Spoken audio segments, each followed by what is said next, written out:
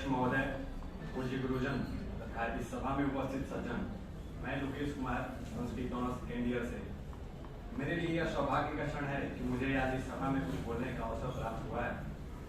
महानुभाव शुरू से विद्वत जनों के लिए सम्मान की प्रतिमूर्ति महाकवि कालिदास के बारे में बोलना चाहूंगा। तो शुरू करते हैं और जान लेते हैं कि महाकवि कालिदास कौन थे। तो महाकवि कालिदास संस्कृत के कवियों में सर्वश्रेष्ठ हैं।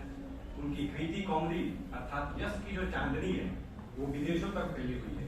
वे भारत के नहीं अभी तो विश्व के तमाम देशों के कवि हैं, क्योंकि उनकी जो अभिज्ञान शाकुंतलम है वो विश्व के तमाम देशों में अनुदित हो चुकी है।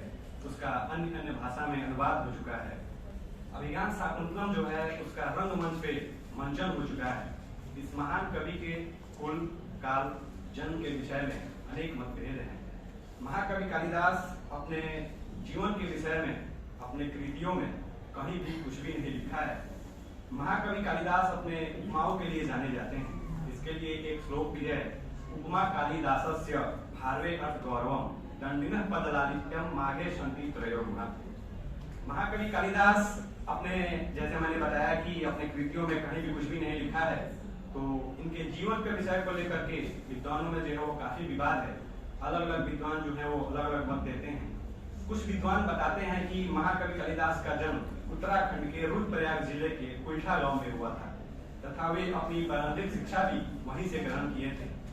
कुछ विद्वान तो उन्हें उड़ीसा और बंगाल का भी सिद्ध करने का प्रयत्न करते हैं, परंतु मेघदूत में कालिदास ने उज्जैन के प्रति कुछ विशेष प्रेम को दिखाया है, इसलिए कुछ विद्वान उन्हें उज्जैन का भी निवासी मानते हैं।